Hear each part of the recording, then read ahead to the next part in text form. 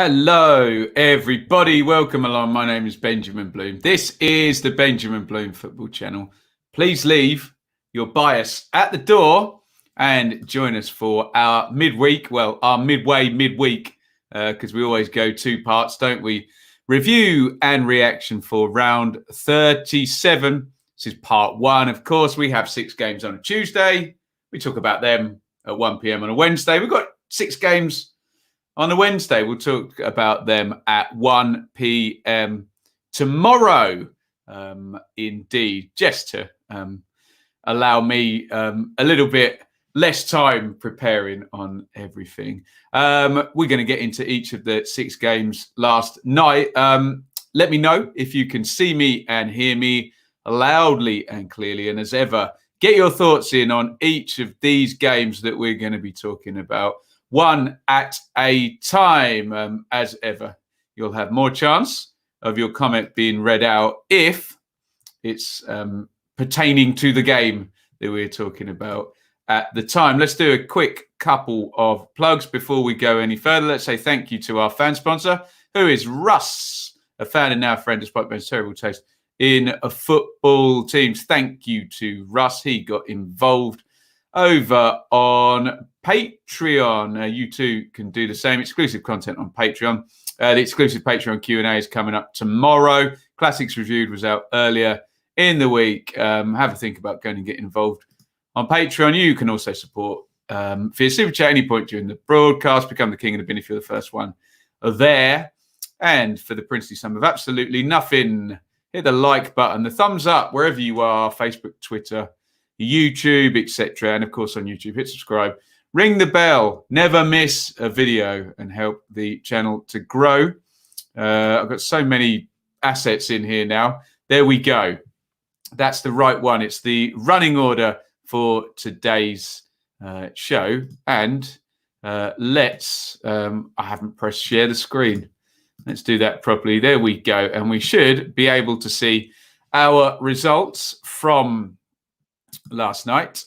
It was Cardiff 0, Stoke 0, Derby 2, Brentford 2, Luton 2, Coventry 0, Borough 2, Preston 0, Rotherham 1, Watford 4, and Bournemouth 3, Swansea 0. A bit of a key day. We'll talk about the implications on those 3 results, but it was a good day to be a Watford fan yesterday.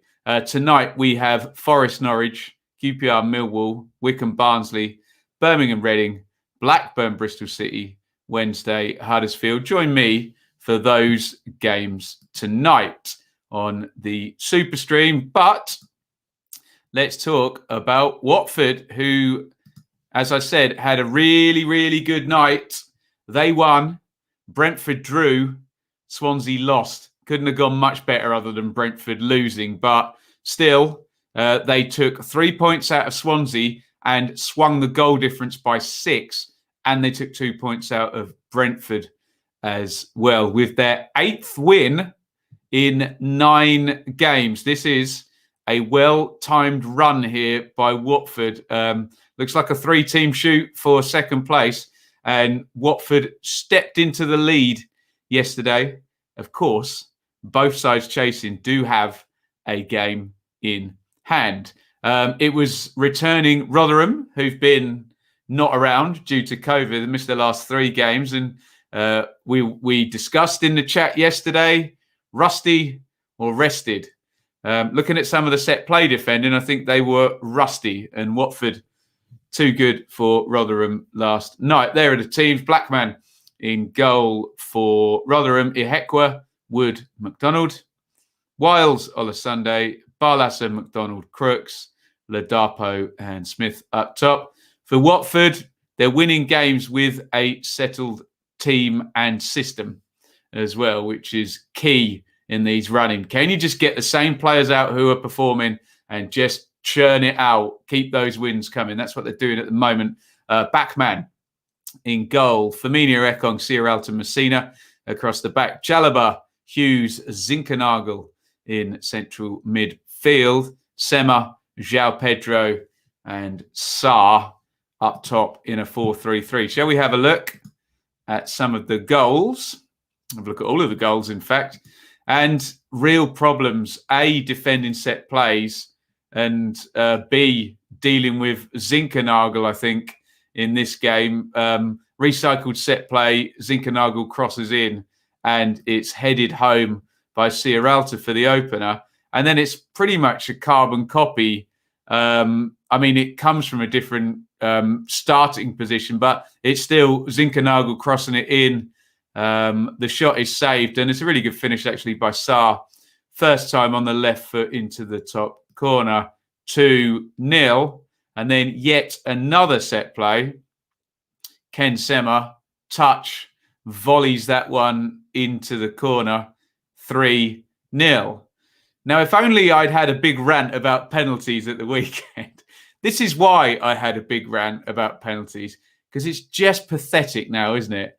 It is just absolutely pathetic what constitutes a penalty in 2021. So there are Smith and Ekong challenging for the ball like professional elite athletes. I think Ekong gets a touch on it. And then after he does, his foot touches Michael Smith's foot. And it's a penalty. And it's just getting crazy now, isn't it? It is literally any challenge where both players' feet go off the ball. All you have to do now, if you're the attacking player, this is not an attack on Smith or Rotherham or anything. Just allow the other guy to kick your foot. That's all you need to do now, and it's a penalty. Whether or not they win the ball is immaterial. Stick your foot in the way of any defender clearing a ball that's off the ground. Stick your foot in the way. Penalty.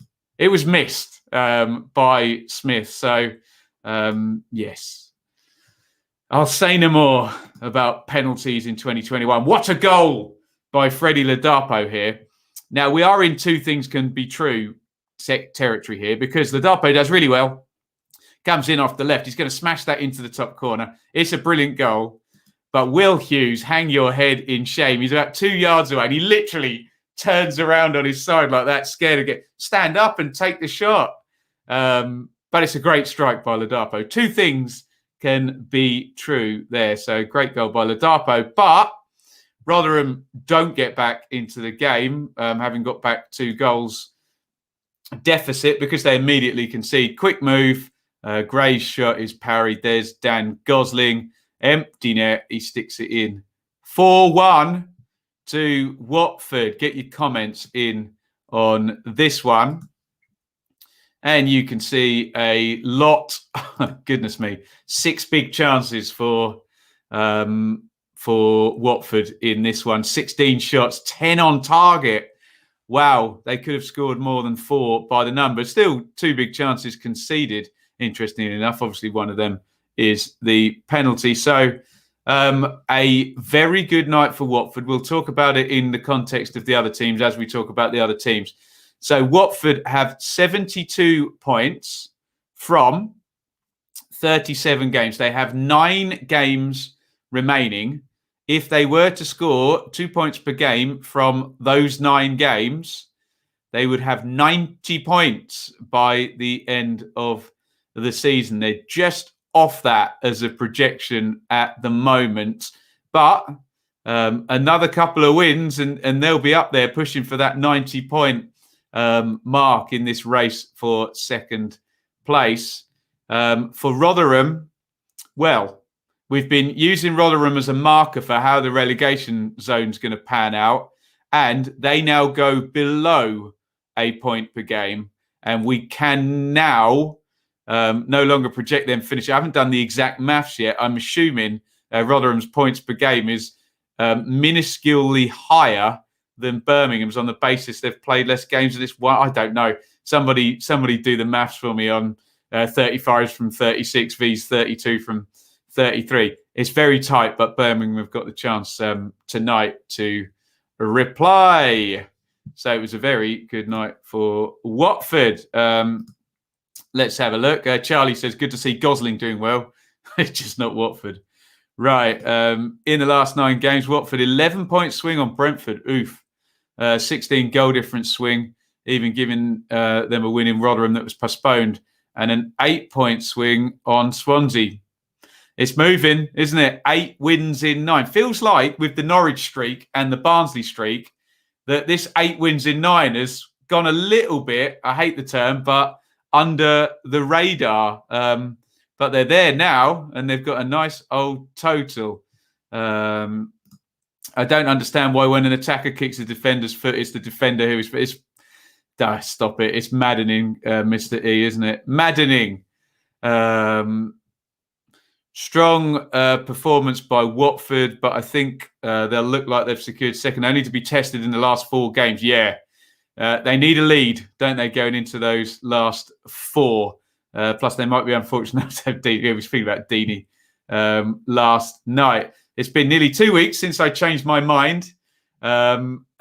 He's sticking with Watford now. Rusty the Miller's had a metal fatigue. Nice. Anything else here? Cheesed off about the Mighty Bees. We'll talk about them. Cod's vlogs, go away. I'm not talking about Ipswich. It was dreadful last night. Utterly, utterly dreadful. There we go. Watford have found form at the perfect time. Yep, they really have. Let's see if they can stick on it. Best of luck to Rotherham for the rest of the season. Really tough on them with all that they've been contend with. They looked very underdone. In all fairness to the Rotherham player, he didn't appeal. He did go down though, didn't he, Russell? Well, I don't know why he's going down there. Big guy like I don't like it. I don't think that should be a penalty. I know we've seen lots of them given now where it's just 2 legs dangling in.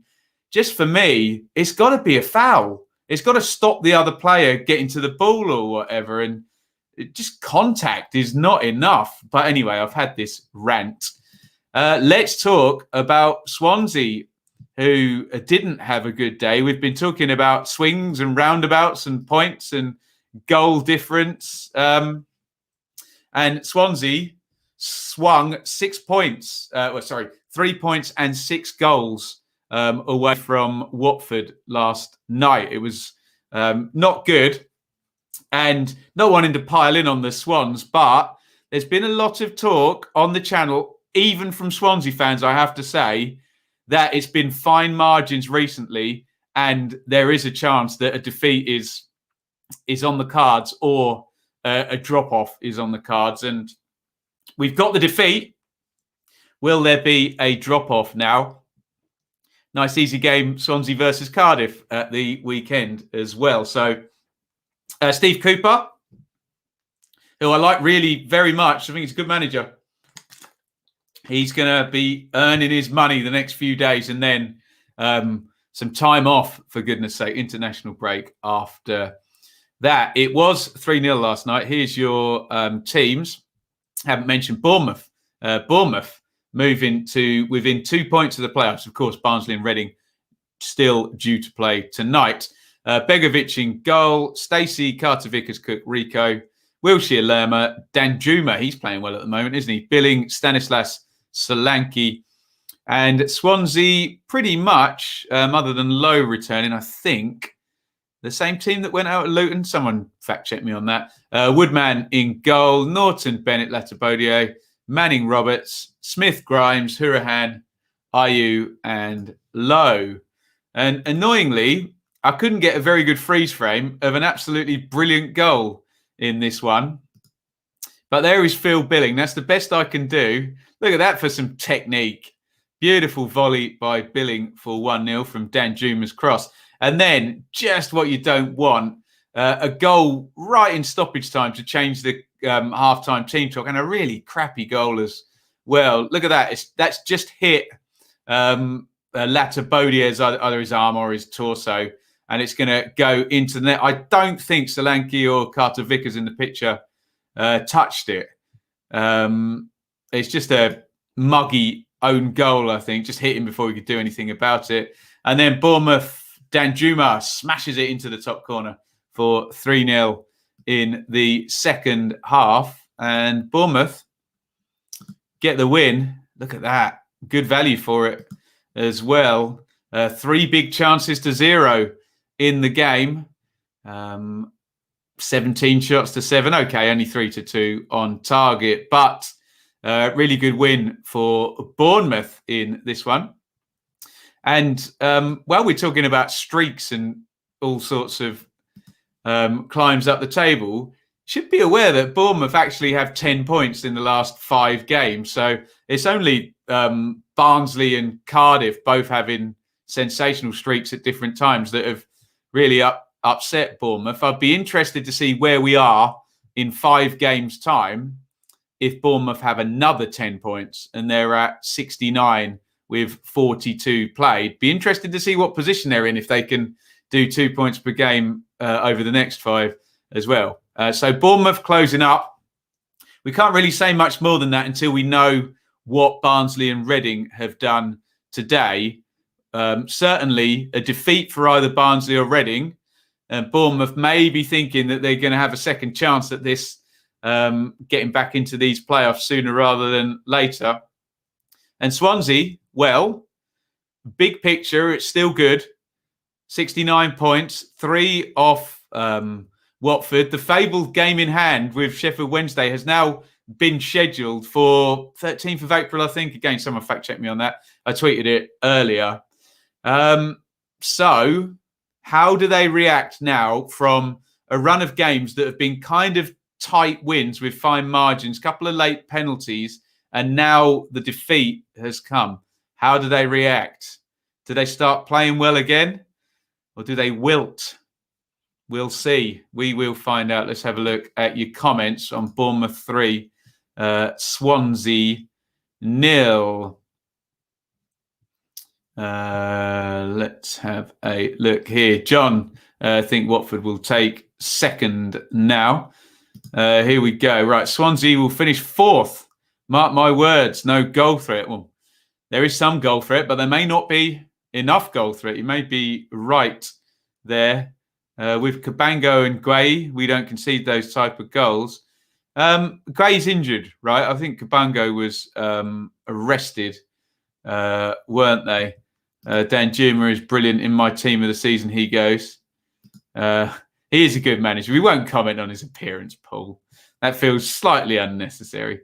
I hate talking about other teams as it comes back to bite me. Swansea do look like they've run out of steam. Can they get their steam back? Swansea proving the old adage that having games in hand isn't a bonus, just means you've got more work to do. Right, yeah.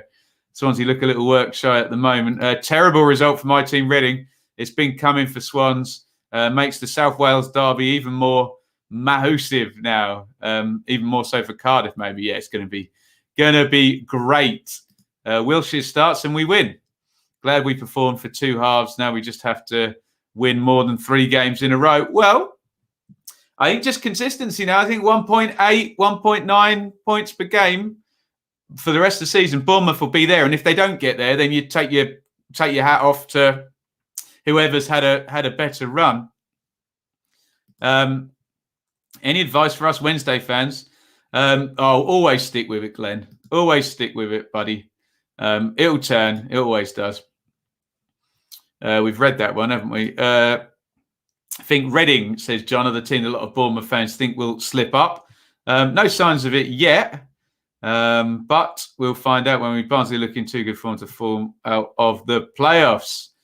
Julian is predicting a Swans collapse. I mean, look, worst case scenario, they're going to be in the playoffs, I think. Aren't they? Let's move on. And we've got to talk about Brentford now. And this was the other part of the perfect storm for Watford. Was basically, if you'd promised Xisco Munoz, the Watford manager, yesterday, that neither Brentford or Swansea would win, I don't think he would have cared which way around it was, and just taken the fact that no 3-pointers there. And with the pace that's been going and the possibility of literally, I mean, Norwich are probably going to be high 90s somewhere, but literally you could have 3 other teams on high 80s. Draws can kill you in these run-ins. And here comes the first example of a draw where you think 2-0 up, you go and defend that and carry on for the 3 points. So Brentford drawing here against Derby, who had a good fight back in the second half and an 86th minute equaliser. There's your Brentford team. Raya in goal, Dalsgaard, and the return of Pontus Jansson, much to my surprise yesterday. Reed and Sørensen, Jensen, Norgard, Janelt, and Buemo, Tony, Canos. They're nearly there, aren't they?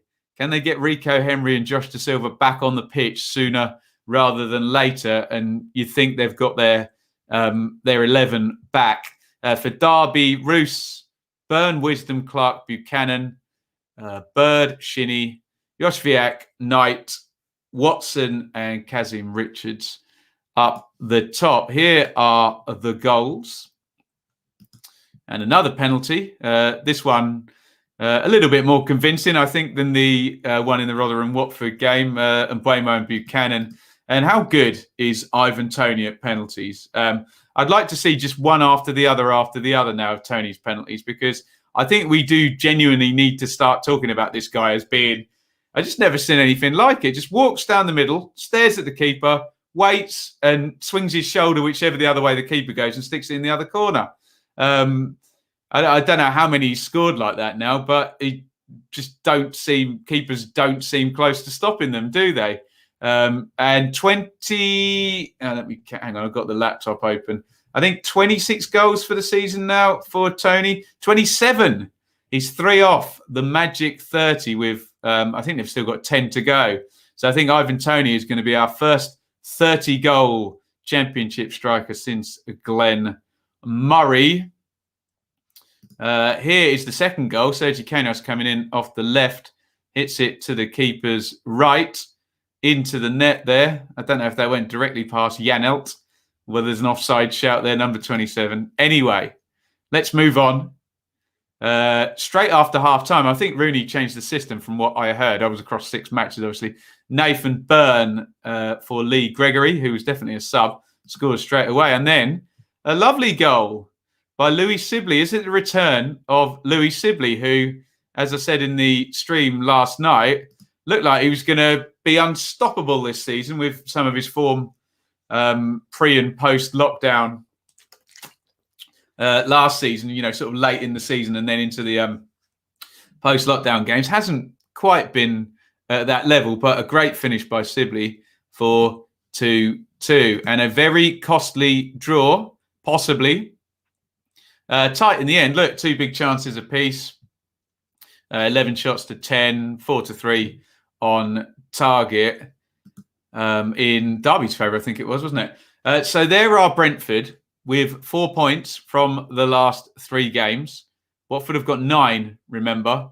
And Swansea and Brentford, both scored 4 in their last 3 games. So there is fresh air now, because even if Brentford do win their game in hand, they are 2 points behind Watford. And yes, I do understand the last 2 games of the season for Watford are Brentford and Swansea. Will it still be this tight? To be honest, it only has to be this tight as it is at the moment. And we could have all sorts of carnage on the last couple of days of the season. It appears to be all set up for that. But Brentford now, if my numbers are anything to go by, well, 2 points per game would take them to 87 for the end of the season. So you just wonder, Watford only need 15 to get to 87 now. And that 5-point advantage, I understand with a game more, just feels tricky for Brentford. Feels like they're going to have to beat Watford in that head-to-head, doesn't it, with 2 games to go. But more on that. Anyway, good draw for Derby. They are 8 points off the bottom with 9 to play for the Rams.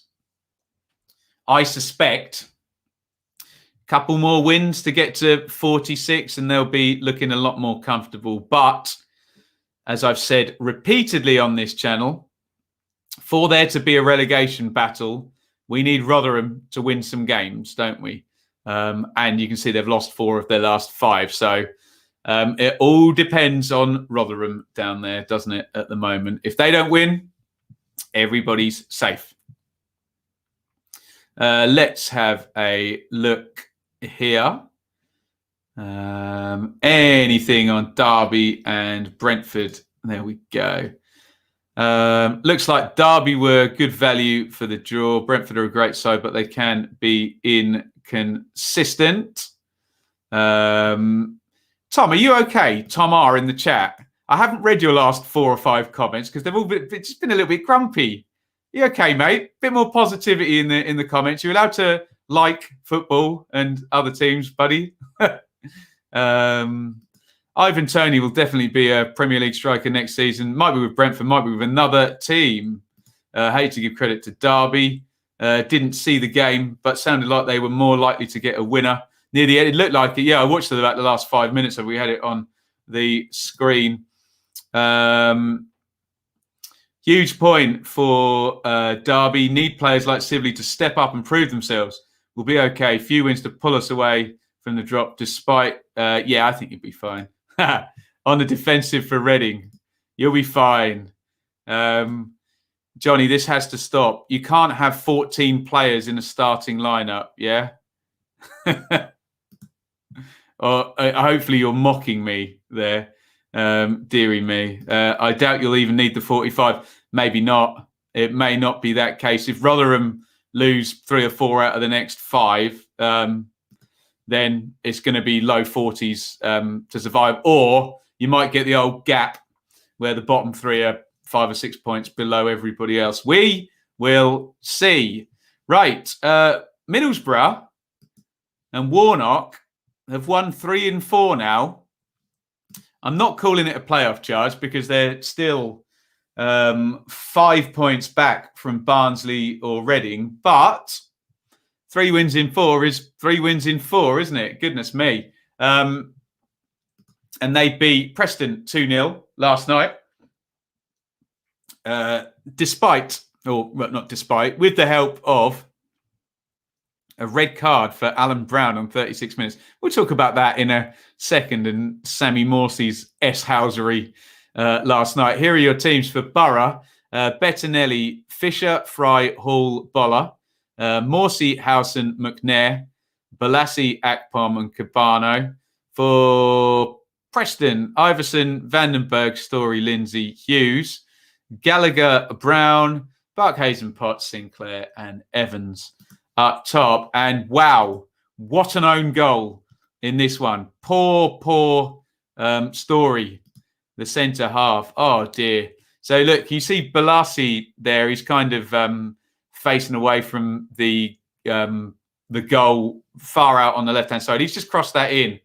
And somehow Story is going to slice that so badly that it's going to fly past Iverson to his right into his own net. Oh, dear. What a horrible, horrible own goal that was. And there's our old friend, referee Langford. He's given Alan Brown the red card. I feel a little bit sorry for Alan Brown.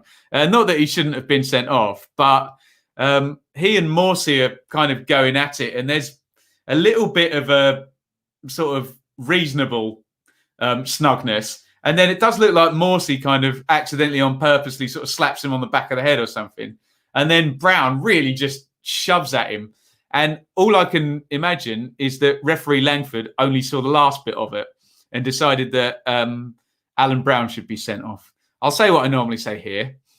If only there were a video replay system that we could look at and make sure these things are viewed properly. But those comments normally get me into trouble with everybody. But red card for Brown, and referee Langford does it again. Alex Neil gets sent off at half-time, the Preston manager as well. And there is Marcus Tavernier heading home the second goal for Borough. It's hit the crossbar just before. I think you can see McNair on the floor. I think Akpom has hit the bar and it bounces, and Tavernier heads it home. As you can imagine, the numbers in this game are skewed a little bit by the red card on 36 minutes there. So plenty of shots and whatnot. 2 big chances to 1. And Borough get the victory. 56 points, 3 wins in 4.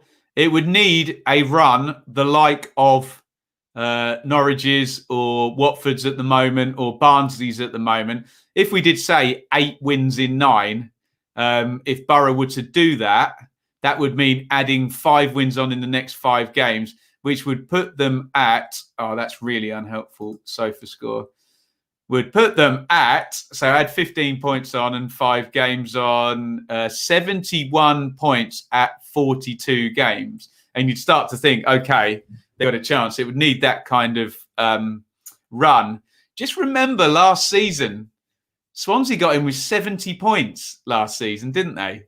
It's going to be a very different architecture of the league table. Doesn't mean it's better, worse. It's just different. Because remember last year, the sides at the bottom all were taking points. Wigan, Luton, Barnsley, Charlton all started taking points off the higher teams, and the playoff total and the second place total was fairly reasonable, but the playoff total was below average, but it was reasonable. The playoff total was low, though, wasn't it? It's going to be much higher this season, I suspect.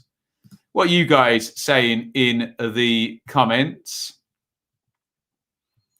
Can see Watford being champions. I wouldn't have thought, Peter. Norwich are a long way off. Swansea will keep dropping. Yeah, there is a sense there. Ridiculous red card. Should have been a yellow for both of them. Yeah, it's been so silly, isn't it? Never a red. Yeah, if it's not a red, then it's a red for both of them, or nothing, isn't it? Neil's red card, an indication of the pressure. Yeah, agree with that. I haven't looked, Tom, see who Borough have got left pass VAR, but when they review a red, they don't review the whole episode. Actually, you might be onto something there, Sophie. You know, when there's a goal in the Premier League, it's automatically reviewed by VAR. Maybe those are the things. Maybe that's the way you bring in VAR into the lower divisions. You just review goals and red cards. Scratch the offsides, for goodness sake. But we'll see how they do it. Borough's last 5 fixtures: QPR, Rotherham, QPR, Rotherham, Wednesday, Luton, and Wycombe. With Warnock in the dugout. A couple of those teams possibly in the bottom 3. Couple on the beach as well. Walking on the beaches, looking at the peaches.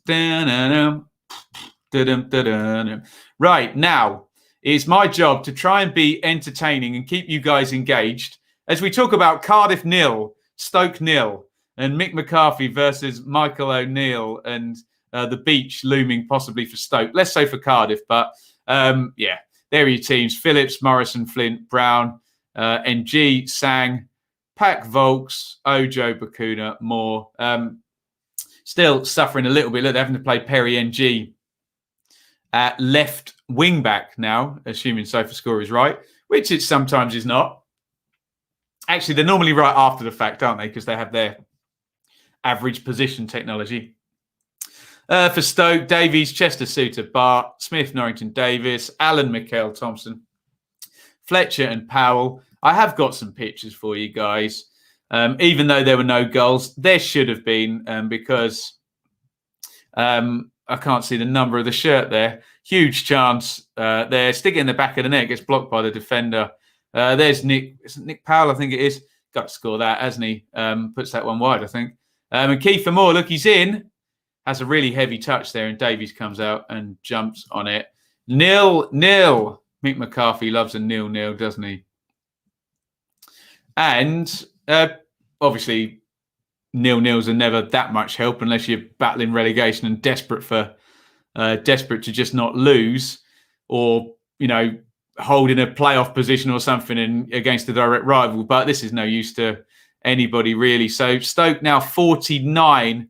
They are 12 off Barnsley and Reading, who are both playing tonight with 9 to go. It looks like mid-table for Stoke this season, doesn't it, without a crazy run. Cardiff, 1 win in 5 now, and 6 points in 5 as well. And with Borough's 3 wins in 4, and Bournemouth winning last night, Bournemouth 10 points in 5 as well. Cardiff have just slipped back, haven't they, in the playoff chase. Big game, though, against Swansea coming up at the weekend. Look forward to that one. I'm sure Swans and Cardiff fans are not little bit nervous, I reckon. HTFC, Brad, do you think we'll stay up? Yeah, I do. Yeah. Steve says, Zzz. There we go. Sean Morrison, another surprise, not in the Prem yet. Yeah, he might get. How old is Sean Morrison? Can't remember. Such a poor game. Stoke should have scored near the end of the header that hit the post. I think I gave up after those 3-1s. Stranglers, you got to love it. Got to love it. Afternoon, Nat. Looked like there were a surprising number of chances in the game. Could have gone either way. Why couldn't they score then? Annoying, isn't it? Can never write off a Warnock team. I predict we'll overtake Reading, Barnsley or Borough as playoff winner. Get on the keys behind you. Yeah, right. I will, I promise, when I'm earning properly again, when COVID's over, I'll buy a little amp to stick under there, but there's no speaker in there. Lots of people ask, and I never deliver. Right, stand and deliver. Another 80s pop reference for you there. You call Stranglers 80s pop or 70s post-punk. Anyway, we're getting a bit nerdy. Luton 2, Coventry 0, and Luton, brilliant. 47 points now for the Hatters. They are looking very, very safe with 13th position, 10 games to go. How close can Luton get to 60 points? I wonder, with those remaining 10 games. Certainly should be able to get mid-50s at least. A couple more wins would do that. Excuse me. Here are your teams. This game obviously coloured a little bit by the red card. A professional handball. That's literally not in the laws, but there you go. Comes up with some weird things there by McFadzean. And so Luton had to defend a 2-goal lead against 10 men essentially, and did the job. Sluga in goal, Pearson, Ray, Naismith, Clark and Bree, Mpanzu, Tunnicliffe, Dewsbury Hall, Adebayo and Cornick. For Coventry, Wilson, Ostergaard, McFadzean and Hyam, McCallum, Darbo, Hamer, Kelly, James, O'Hare, Biamu. It would be remiss of me not to mention some comical post hitting. So Luton hit the post twice, but I think both of them came off Coventry players. And then Coventry hit the post up the other end before James Bree put the opener in. And that is not the correct screenshot. That is. There we go. Sorry about that. No, it's not. That is. I'm all over the show. Good cross from Cornick. Bree arriving from right wing back. Side foots that in on the volley. 1-0. And I don't know how well you can see that. The ball's a bit blurry. McFadzean's on the far post there. That's the best view of it I've got. Referee says handball. Obviously, the ball is going in the goal. Ergo, contrary to what SofaScore say, denial of obvious goal-scoring opportunity, red card. And there's the penalty. Adebayo, who we're all enjoying, stepped up from Walsall, doing really well for Luton, who are a viable championship team on 47 points. Tremendous stuff from the Hatters. I mean, Barnsley have set an unrealistically high for... I don't know that one. Oh, shut up. Barnsley have set up an unrealistically high expectation for League One teams, but be under no illusion, what Luton have done is really, really good this season. 47 for them. Coventry, 38, 6 above relegation. Look, we could get that scenario that Tyler was talking about earlier, where, I don't know, none of Wycombe, Wednesday and Rotherham get above 38 points or something silly like that. They just all collapse over the last 10. Okay, let's say 40. Let's be a bit fairer. And there's a little bit of a gap.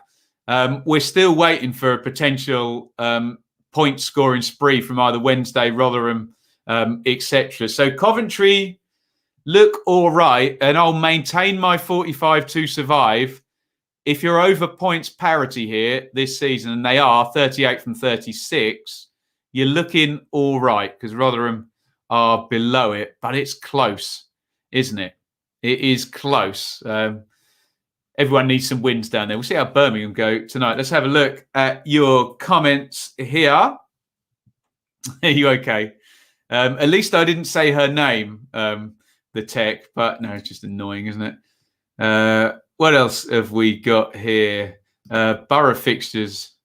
We fancy a run there. Bournemouth and Watford and Barnsley in there. Yeah, there's an issue there.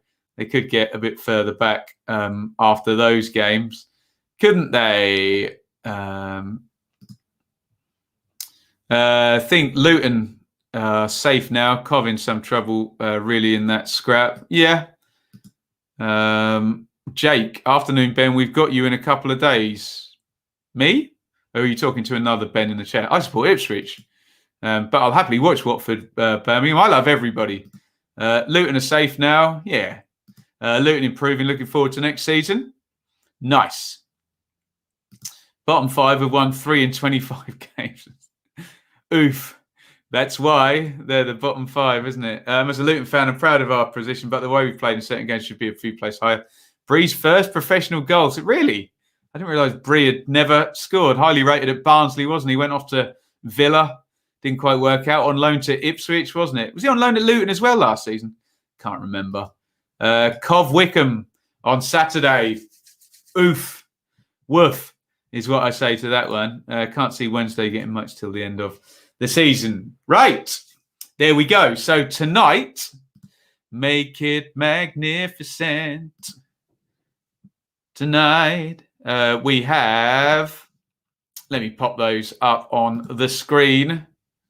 6 more games. We have Forest and Norwich. Can Norwich get their 9th win in a row, or can Forest move a little bit closer to safety? QPR Millwall smacks of the beach already, doesn't it? Wickham Barnsley. Can Barnsley win their 9th game out of 10? Unbelievable. Or can Wickham put another win on the board and possibly go above Sheffield Wednesday? Birmingham Reading, huge game that one. Birmingham leave Bowyer in the dugout for the first time. Reading with now Bournemouth, Barnsley breathing down their necks. Would love a win there. Blackburn, Bristol City also smacks of walking on the beaches, looking at the peaches, doesn't it? Sheffield Wednesday, Huddersfield. Well, could be a death knell for Wednesday, that, and Huddersfield potentially could go to 44 points. Or if all adds up nicely, Sheffield Wednesday could bring themselves closer to safety. That's what's going on tonight. Join me at 6:50. Blondie now, you're not old enough. Paul, I'm a classical musician, darling. I've studied music from 200 years ago. So doesn't matter how old you are or how old the music you know about is. Could do with Reading losing or drawing. Right, we will allow a Norwich comment now. We'll let them infiltrate us. Club record if Norwich win tonight, that'd be amazing. So 9, is it 9 wins all comps or just league, Chris? Superb run for Norwich. Right. Thank you, everybody, for watching. If you want to shout out, stick your name down the bottom there, and we'll do that. Let's just say a big thank you one more time to Russ, a fan and now a friend despite Ben's terrible taste in football teams. Before you go, hit the thumbs up button. We're doing great for subscriptions. 14,600 subscribers now on YouTube. If you haven't subscribed, even if you don't use YouTube that way, just hit the subscribe button. Go on. It helps. It really, really does help with our metrics and our perception, etc., etc. Have a think about getting involved over on Patreon as well. If you are a Patreon, get a question in for the Thursday Q&A, which is tomorrow. Niche. Blondie is niche. Sold about 75 million records, Paul. Deary me. Incoming Norwich fans. Oh, they'll be there. They'll be there. God, I feel old if you call Blondie classical. Steve, I was talking about studying Beethoven as a piano player. I wasn't calling Blondie classical. Yeah, it rounds it up, doesn't it? It's like 14,600 and something or other. Thank you, Steve. Thank you, Martin. Come and join us tonight, 6:50. I think it's 3 and 3. I think there's 3 7 p.m. kickoffs. I could check that right now. And 3 7:45. Yeah, so Forest, Norwich, Rangers, Millwall and Wickham, Barnsley at 7. And then Birmingham, Reading, Blackburn, Bristol City. And Wednesday, Huddersfield, 7:45. Thank you very, very, very much, Mark. towards some amp speakers. Do you know what? I've got a nice speaker downstairs, but we use it for the TV. But yes, that's very kind. Thank you very, very much, Mark. $10 there. Blondie Stranglers, Adamant. Beautiful. You got to love it. Take care, Nat. Robert, when you getting a studio? Who needs one? Look at this. It's beautiful, isn't it? Cheers, Russell. As well, thank you, everybody, for watching. And it's a gigantic over and out from me. Thank you so much for watching. If you enjoyed this video, please hit the like button to see more videos from this channel. Hit the subscribe button and to be notified every time we upload. Ring the bell for those notifications to come through on your device. If you really want to support the channel and me as a content creator, I will be eternally grateful if you head over to the merch store and grab something, or support over on Patreon, patreon.com/Benjamin Bloom. Thank you for your time. Go and watch another video.